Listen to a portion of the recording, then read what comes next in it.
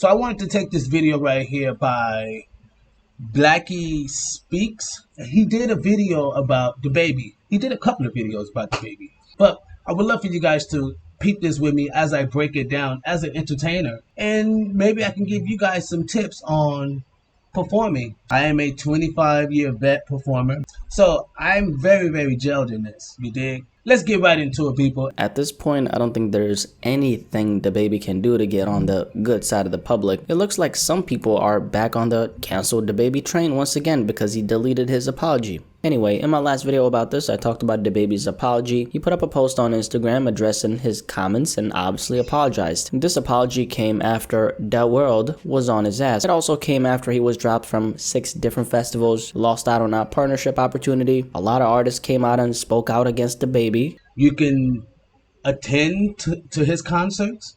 You can not attend his concerts. You can listen to his music. You can not listen to his music. But it's just the fact that the baby said what he said is what got the scrutiny.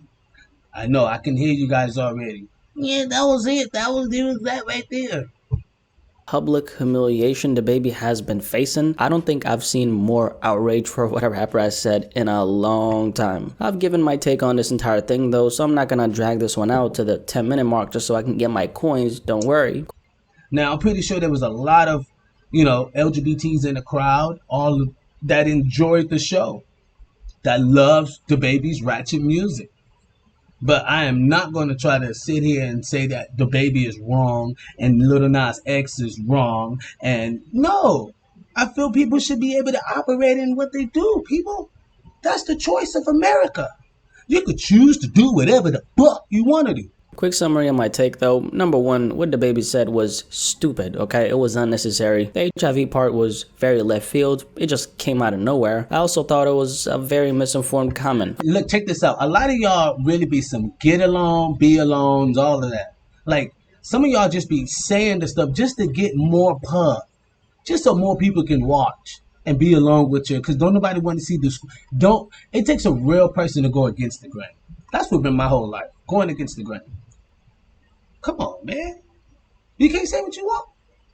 I mean, I get jokes and all. However, you can't say whatever on a stage. There has to be some boundaries, right? At the end of the day, these rappers have influence. If you're out here saying whatever is on your mind, be prepared for the storm. Did y'all see how the baby handled this entire thing? He apologized on that one tweet and then decided to taunt the LGBT community at the end of that tweet just to come back and apologize to the LGBT community. If you're gonna stand on it, then stand on that shit. Don't stand on it and then don't stand on it and then stand on it and go back again. That's just gonna extend the lifespan of this entire drama. Now, what happened the other day though? Well, the baby deleted that official apology he put up on his Instagram page, and here we are. When you see stuff like this where an artist is posting, taking down, he's going through a lot of shit back in the office. Like, there's a lot of people telling him to do this, don't do that, blah, blah, blah. So I can see how the baby's like, man, I shouldn't even said that. Anyway, people. There's just things you put out there, there's things you don't. I don't think he should have said anything. I think he should have just kept it kosher. Just keep moving. It is unclear why the message was removed. The rapper may have felt his point had been made and there was no longer a need to keep the message on his page in perpetuity. A number of people speculated about the removal in the comments of a Popcrave Twitter post about the missing statement. Popcrave is a pretty big pop culture news page on Twitter, and they were the ones who initially posted about this. I'm gonna spark this joint. Hey man, wasn't it obvious that the baby's apology was kind of forced and not genuine? I don't know about you, but it was to me. But that changes nothing in my book because I already knew that. And I also knew that, just like you probably did, okay, if you're watching this right now, that this thing wasn't gonna end here. It wasn't gonna end at an apology. This thing being the cancel culture parade. At this point, I'm actually not sure if people genuinely wanted an apology or just really wanted to prove a point that cancel culture is actually valid. Personally, the only outcome I wanted to see from this entire thing was just admit that you were spreading a bunch of misinformation. Accountability. That's all I wanted. Because he can't take back what he said. He said what he said. He said it. Boom. Take accountability for it so we can all move on. If you want to see what cancel culture actually looks like, Take a look at this DaBaby situation. I say DaBaby has faced enough repercussions. That's what I think. He's publicly been dragged and humiliated for 2 weeks straight, has been dropped out of some of the biggest festivals in the country, has lost out on a very lucrative collaboration with a clothing company, has gotten called out by a lot of extremely influential artists and public figures. Now what more is there to do? The guy apologized, whether it's up on his Instagram page or not, doesn't make any difference. I'm not surprised or mad because I knew why DaBaby apologized. He did it because his bag was being affected and his label probably held that man hostage just to,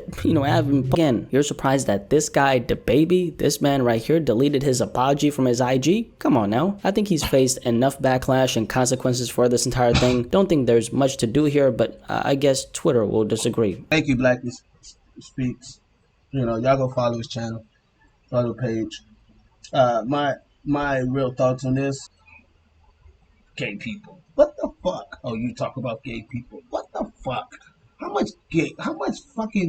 many gay people talk about straight people all day? We see it on TikTok all day.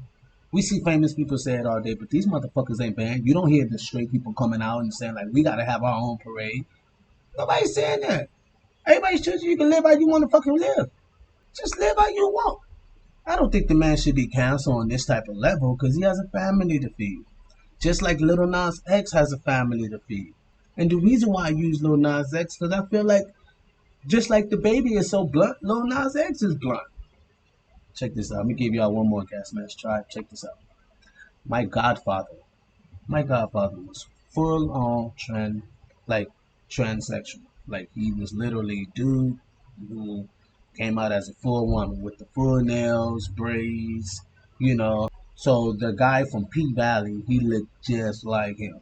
He was such a great dude, people, and you know what I mean? I learned a lot from him. Understand that life is beauty, beauty is life, and you can live. You can live. Don't feel afraid. Be against the crowd. Gasmasktribe.